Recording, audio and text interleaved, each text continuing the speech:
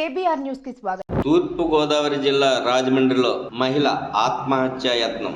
సినీ స్టైల్లో పడవపై వేగంగా వచ్చి మహిళను కాపాడిన జాలర్లు, పోలీసులు. కుటుంబ కలహాల నేపథ్యంలో దూడల Nagalakshmi road come rail bridge నుండి గోదావరిలోకి దూకున వైనం.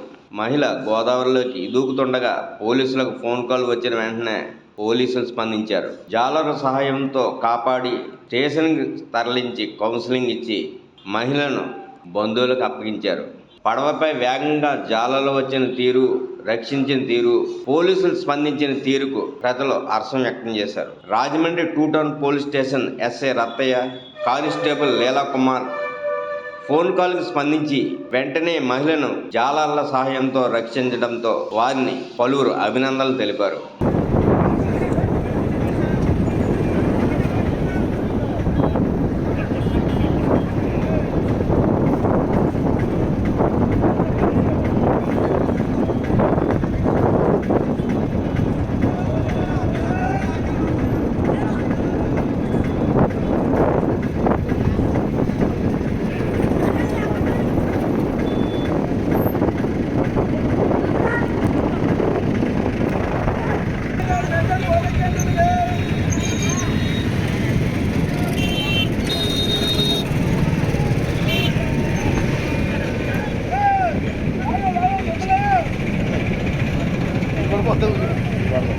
దొరికిందమ్మా, అది దొరికింది. ఇదిగో చూడండి, ఇక్కడ చూడండి, పక్కన కనపడుతుంది.